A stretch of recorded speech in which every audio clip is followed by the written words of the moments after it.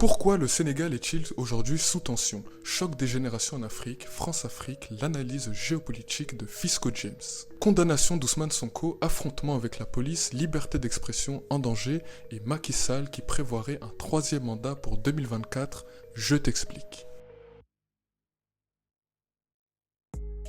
Depuis l'annonce du verdict du procès d'Ousmane Sonko, le plus sérieux opposant à Macky Sall pour les élections présidentielles de 2024 au Sénégal, des affrontements violents entre la police et les manifestants ont eu lieu à Dakar et dans plusieurs autres grandes villes du pays, dont Saint-Louis et Ziguinchor. Décidément en Afrique, le temps passe mais les mauvaises habitudes restent. À chaque élection, c'est trop souvent le même problème. L'approche des élections crée toujours une période d'instabilité politique et sécuritaire. Des situations très souvent, voire trop souvent engendrées par le président sortant qui souhaite, après avoir goûté au miel de la présidence, continuer en s'accrochant au pouvoir par tous les moyens. J'en profite pour passer le coucou à Denis Sassou Nguesso et à Paul Biya, tous deux présidents du Congo-Brazzaville et du Cameroun, depuis le début des années 80. Pour rappel, au début des années 80, Michael Jordan était au lycée. Yannick Noah n'avait pas encore remporté Roland Garros, Michael Jackson n'avait pas encore sorti Thriller, Emmanuel Macron n'avait que 4 ans, l'Olympique de Marseille avait déjà remporté... Non, je rigole, pas encore. C'était il y a longtemps, mais il ne faut tout de même pas abuser. Le Sénégal, longtemps présenté comme un exemple de démocratie en Afrique, la démocratie au Sénégal serait-elle aujourd'hui en train de s'effondrer? Élu président en 2012 et réélu en 2019, Macky Sall envisagerait de se représenter une troisième fois en 2024. Dépeint par ses opposants comme étant une pièce maîtresse de la France-Afrique, les Sénégalais veulent du renouveau. Macky Sall souhaiterait profiter du flou juridique créé après le passage du septennat au quinquennat en 2016. Son mandat de 2019 est-il juridiquement perçu comme un deuxième mandat ou bien comme un premier? Ceci est le point essentiel qui cristallise tous les regards. Aussi, ce qui se passe aujourd'hui en Afrique est ce que j'appelle le choc des générations. Ce n'est pas une surprise pour personne, en Afrique noire, 40 à 45% de la population a moins de 15 ans.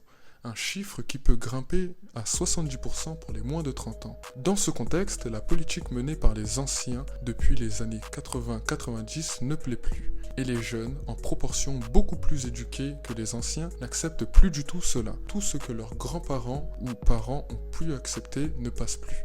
Toujours dans un contexte où le chômage des jeunes est très élevé en Afrique en avoisinant les 25% et parfois plus. Au Sénégal, Ousmane Sonko est le candidat de cette mouvance qui souhaite renouer avec cette jeunesse en leur montrant que l'avenir n'est pas sombre et qu'ils peuvent compter sur lui pour améliorer leur situation, tout en privilégiant les intérêts du Sénégal et les Sénégalais dans leur relation avec le monde occidental, principalement avec la France puisque le Sénégal est un dominion, un pays qui utilise encore le franc CFA en 2023, une monnaie de la période coloniale créée en 1945 pour les colonies françaises par la France. Je répète, au cas où si vous ne l'avez pas bien entendu ou si vous l'avez mal entendu, une monnaie pour les colonies françaises d'Afrique. Qu'est-ce que des États indépendants et souverains font encore en 2023 avec une monnaie coloniale directement administrée par une banque étrangère?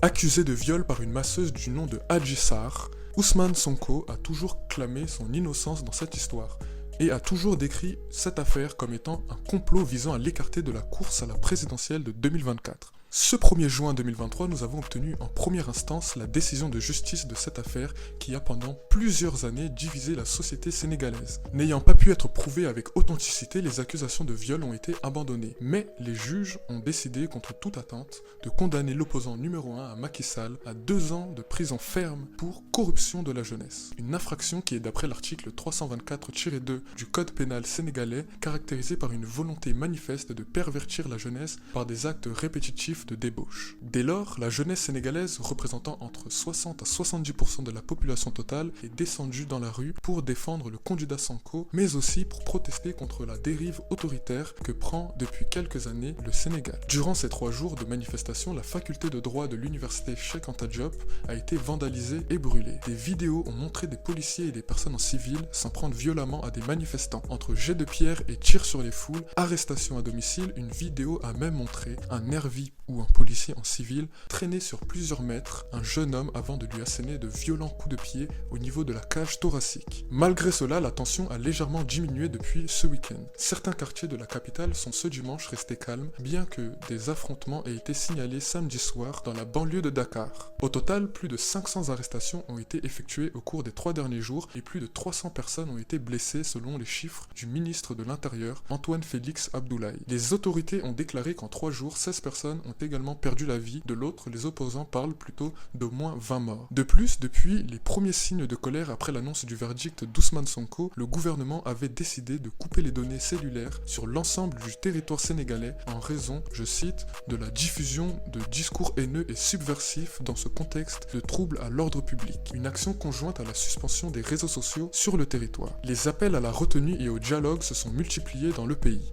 Toutefois, les responsabilités de ces violences sont renvoyées entre les partisans d'Ousmane Sonko et le gouvernement de Macky Sall. Pour l'heure, le président n'a toujours pas pris la parole après tous ces événements et Ousmane Sonko est toujours détenu à son domicile à Dakar, là où il se dit séquestré. Lorsque le juge décidera de mettre à exécution la décision de justice pour placer Ousmane Sonko en prison, le pays risquera de nouveau de connaître des vagues de violence. Si ce style de format vous a plu, n'hésitez pas à vous abonner à la chaîne, ça me fera très plaisir. Et si vous aussi vous avez envie d'avoir de l'information créée par les Africains, pour les Africains, et non pas par un média occidental qui donne de l'information à l'Afrique, parce que la souveraineté journalistique et la souveraineté des médias est très importante à mes yeux, n'hésitez pas à vous abonner à Fisco James, je suis présent sur Twitter, Facebook, Instagram, TikTok et YouTube. Sur ce, peace out.